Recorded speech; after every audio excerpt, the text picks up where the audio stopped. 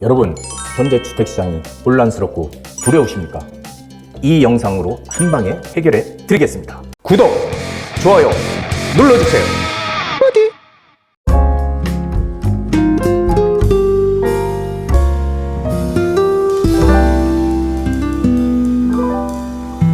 부동산 DJ. 안녕하세요. 부동산 DJ 한정훈입니다.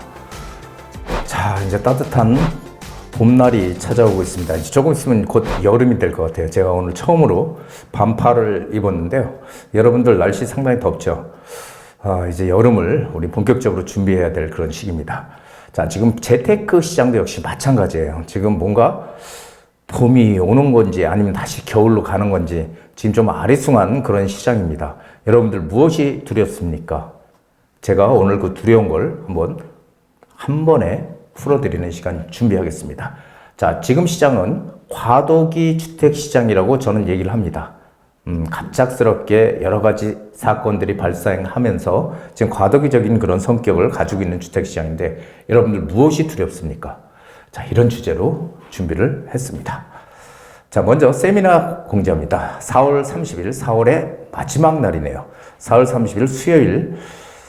4월은 잔인한 달이라고 그러는데 딱 잔인한 달의 마지막 날입니다. 2시부터고요. 주제는 새 정부 주택 정책을 정밀하게 분석하는 그런 시간과 그리고 그럼에도 불구하고 정책이 바뀌든 어쨌든 간에 굳건하게 우리가 재테크를 할 수 있는 그런 해법을 공개하는 그런 시간들을 준비해 봤습니다. 그래서 선착순으로 예약 필수로 하고 있고요. 이때 못 오시는 분들을 위해서 1대1 개별 상담의 문은 활짝 열려 있습니다. 여러분들이 가지고 계신 부동산에 관한 모든 것, 궁금하신 것들 1대1 개별 상담으로 다 알려드리도록 하고요. 선착순으로 전화 주시기 바랍니다.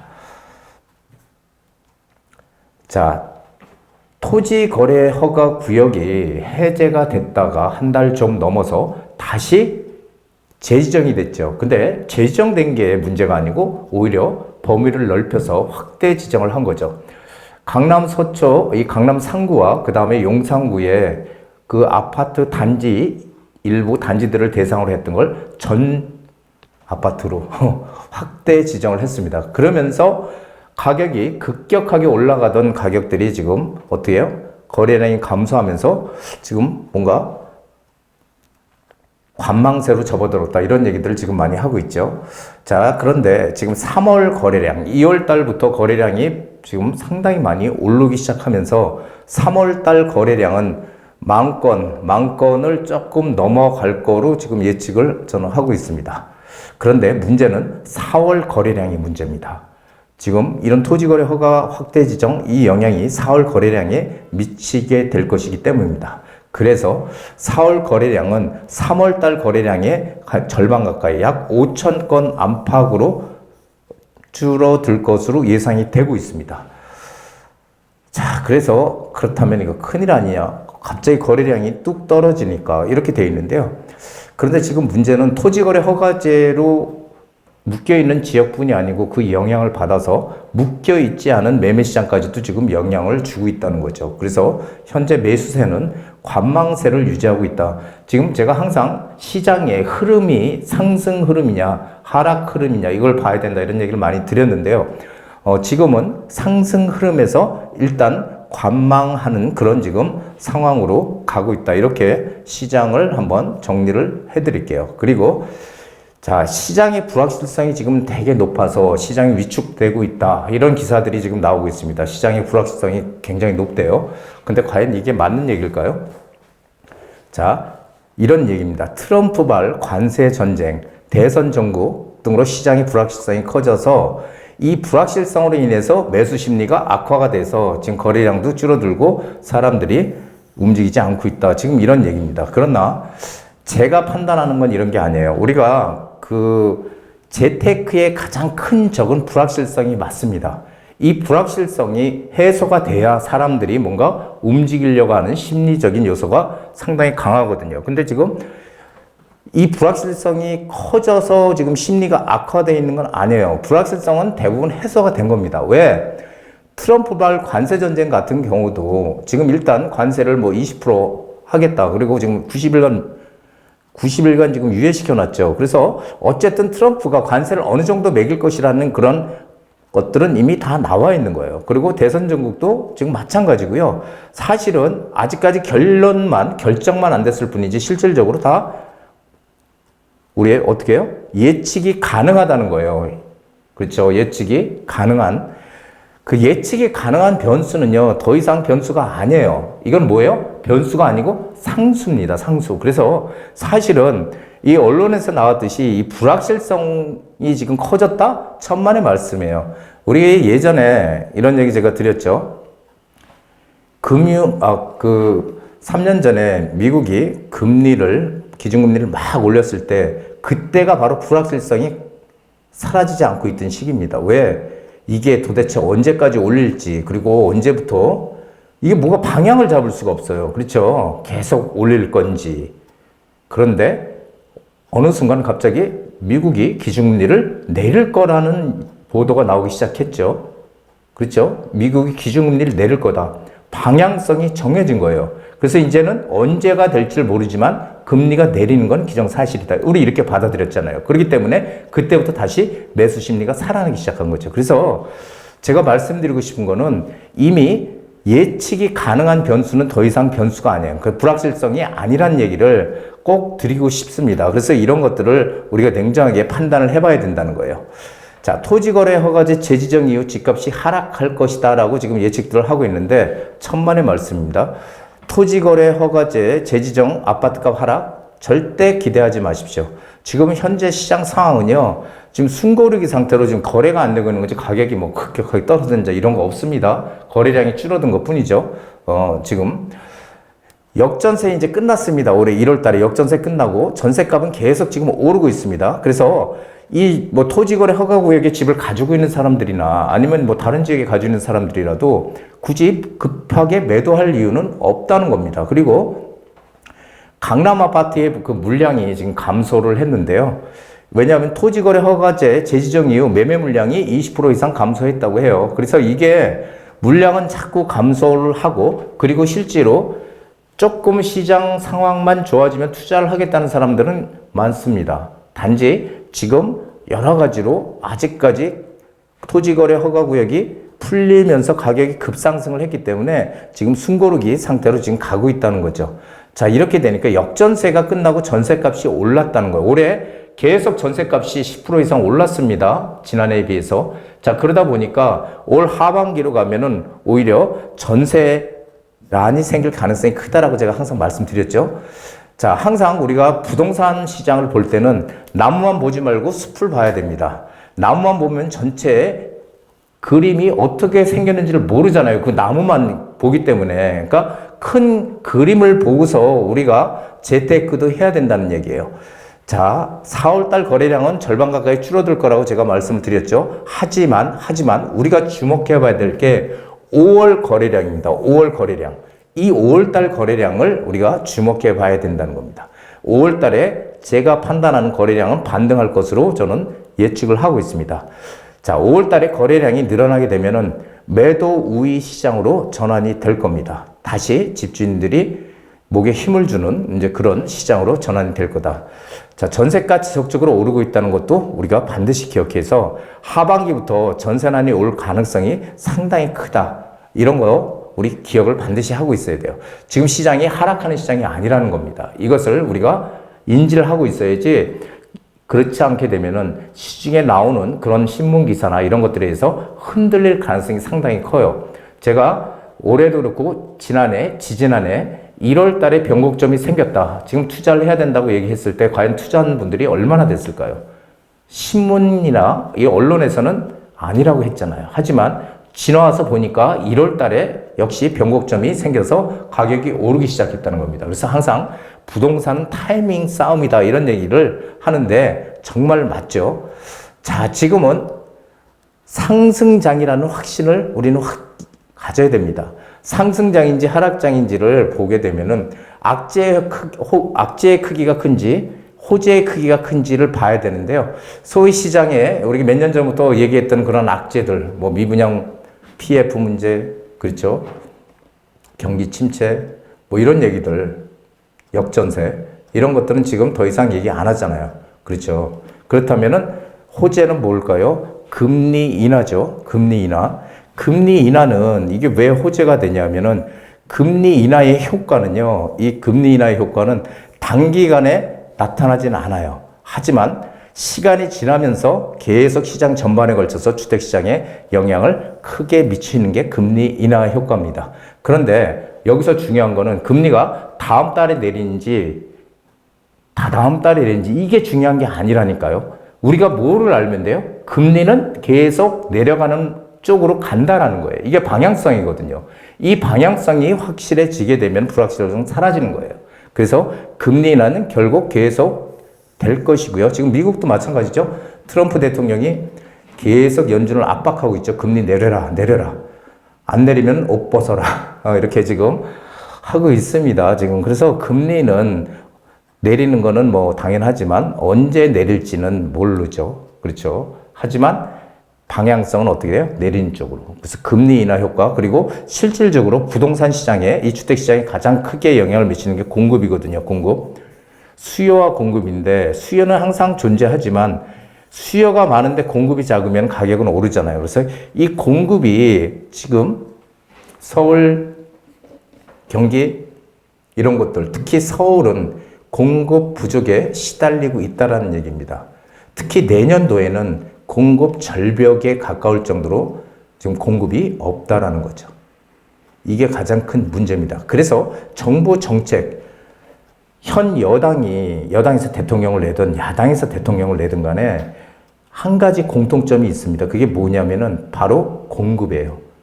주택 부족하다. 공급이 부족해서 앞으로 2, 3년 후면은 주택 시장이 엄청나게 이 상태로 가면 가격이 뛸 거다. 그렇기 때문에 어떻게든지 공급을 해야 된다는 데는 여야가 공감대를 가지고 있다는 거 아십니까?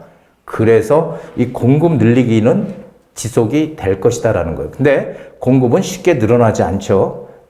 그래서 이 공급이 뭐 하룻밤 사이에 뭐 후딱 늘어나는 게 아니잖아요. 우리가 착공해서 나중에 준공되는 시점까지 보통 3년에서 3년 6개월, 공사기간 3년에서 3년 6개월 잡고 있는데 금세 공급이 안 되죠. 그래서 최소한도 2029년도까지는 공급이 없다는 거예요. 그래서 지금은 악재보다 호재의 크기가 상당히 크다라는 거예요. 그렇기 때문에 우리는 어떻게 해요? 팔 사람들은 매도 시점은 늦춰야 된다는 거예요. 그리고 매수 시점은 매수. 내가 지금 뭔가를 사야 돼.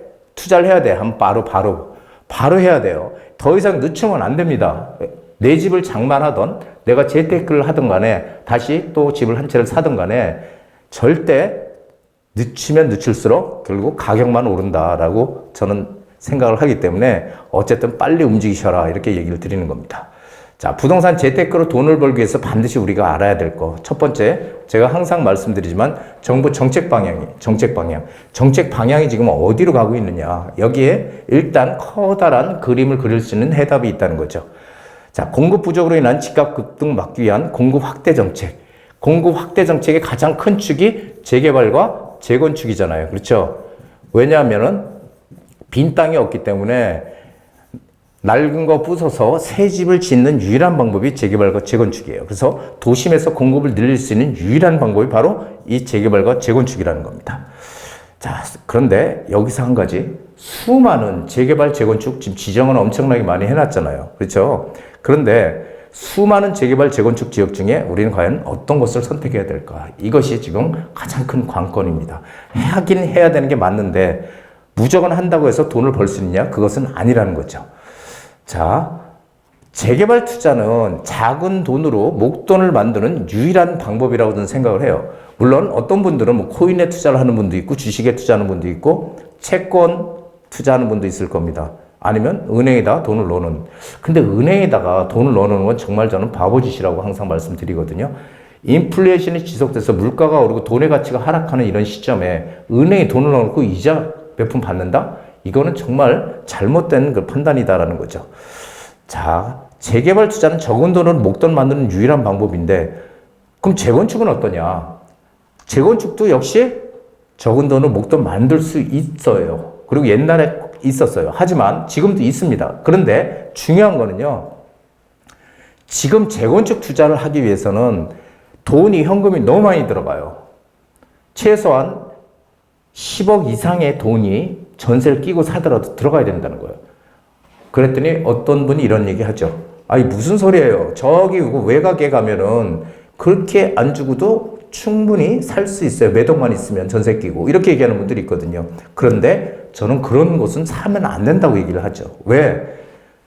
초양극화 시장이라는 거예요. 초양극화 시장 지금.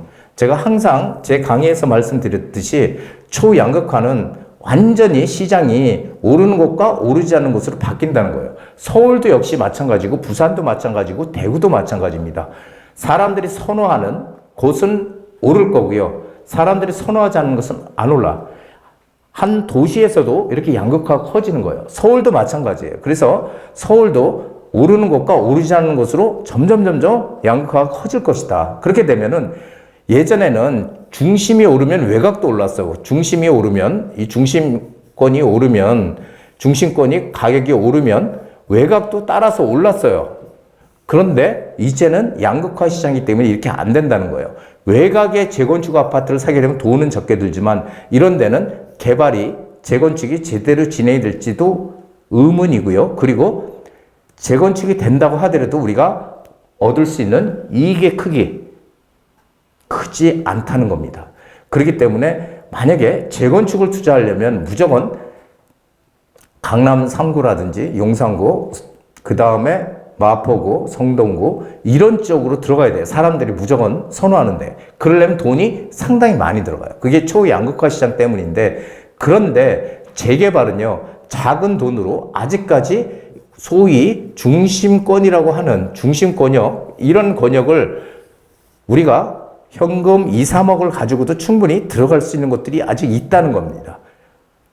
그래서 우리는 작은 돈으로 목돈을 만들기 위한 방법으로 재개발에 투자를 하는 거죠. 자, 그런데 재개발도 무조건 가는 게 아니고 반드시 조건이 있어요. 역세권을 끼고 있어야 된다. 역세권으로 무조건 들어가야 됩니다. 그래서 역세권을 중심으로 해서 앞으로 모든 개발은 이루어진다는 거 제가 항상 말씀드렸죠.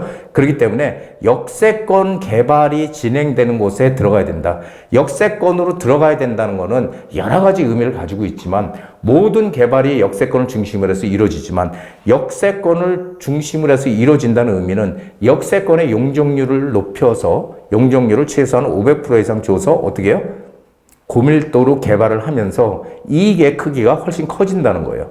사업성이 좋아진다는 얘기예요. 사업성이 좋아진다. 그렇기 때문에 사업성 높은 데를 우리는 들어가야 된다는 얘기가 똑같습니다.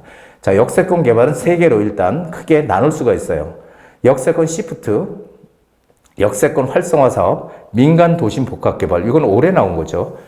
올 초에 민간 도심 복합 개발 사업. 이게 다 역세권을 중심으로 해서 개발하는 개발의 방식입니다. 형태거든요.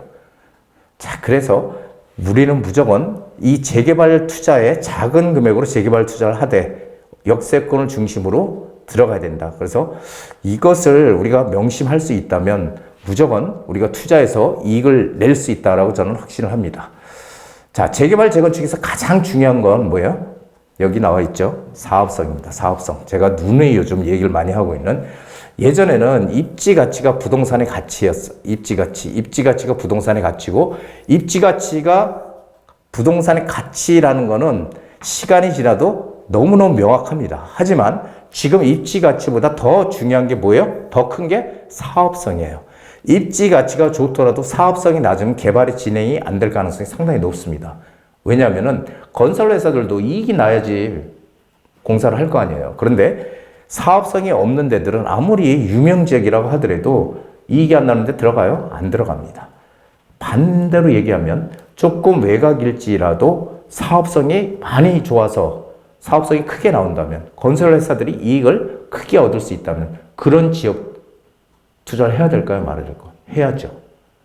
그래서 이제는 우리는 뭘 봐야 돼요? 유명 지역, 남들이 다 아는 너무도 유명한 그런 지역들, 뭐 용산이라든지 그렇죠. 용산 뭐 한남 뉴타운 너무 좋잖아요.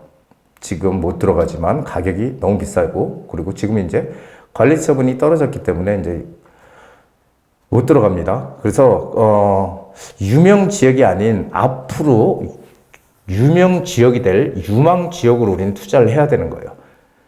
왜? 재개발, 재건축 투자는 어쨌든 투자해서 내가 돈을 손에 쥐는 게 목적이거든요. 이익을 남기는 게 목적이죠. 가지고 있으면서 5억이 올랐니, 10억이 올랐니 의미 없다는 거예요. 어느 순간 내가 그거를 돈으로 바꿀 수 있어야 돼요. 그게 빠른 시간 내에 돈을 벌 수 있어야지 성공한 투자가 되는 거지 10년, 20년 계속 묶어놓고 있다고 해서 좋은 게 아니라는 거죠. 자, 서울의 공급 부족은 2029년도까지 지속될 겁니다. 우리의 관건은 사업성 뛰어난 재개발지를 찾는 게 관건입니다. 그래서 적은 금액으로 목돈을 만들 수 있는 유일한 방법이 전 재개발이라고 주장을 하고 있는 거죠. 자, 재개발 투자 여러분들 관심을 가지시고요. 그리고 내가 어디에 투자를 하든 간에 재테크는 반드시 해야 돼요. 자기의 적성에 맞는 재테크는 반드시 해야 됩니다. 재테크의 종류는 상당히 많죠. 하지만 제가 또 제일 많이 해왔고 여태까지 잘할 수 있는 게 재개발, 재건축이거든요. 그래서 이 사업상 뛰어난 재개발지를 찾아가는 여러분들에게 도움이 될 수 있게끔 저도 최대한 노력을 하겠고요. 그리고 궁금하신 것들이 있으면 언제든지 전화를 주시면 제가 다 풀어드리도록 하겠습니다. 자, 30일 날 4월 30일 특별 세미나 새정부 주택정책 분석 및 굳건한 재테크 해법 공개. 항상 투자처는 항상 존재하는 거고요. 그리고 부동산에 아무리 또 입지가 안 좋고 어쩌고 하더라도 돈을 벌 수 있는 방법은 반드시 존재해요. 단지 사람들이 잘 몰라서 못할 뿐이죠. 자, 선착순 예약 필수고요. 1:1 개별 상담은 수시로 접수합니다. 언제든지 전화 주시기 바랍니다. 자, 아는 만큼 보인다. 아는 만큼 보이죠. 맞죠? 부동산도 똑같습니다. 아는 만큼 투자해서 이익을 낼 수 있는 거예요. 우리가 많은 지식을 쌓아야 되는 것도 맞고요. 하지만 어떤 분들은 계속 지식만 쌓고 있는 분들도 있어요. 1년이고 2년이고 시장이 오르든 내리든 간에 지식만 쌓고 있고 그런 분들은 기회를 잡을 수조차 없는 거죠. 그래서 우리는 아는 만큼 보이니까 아는 만큼 보일 때 빠르게 행동으로 옮겨가는 그런 적극성도 이 재테크 시장에 좀 반드시 필요하답니다. 자, 오늘 제 강의는 여기까지입니다. 고맙습니다. 한정훈의 부동산 DJ에서는 여러분들의 고민을 기다립니다. 영상을 보시고 투자에 관심 있으신 분은 지금 바로 연락 주시기 바랍니다.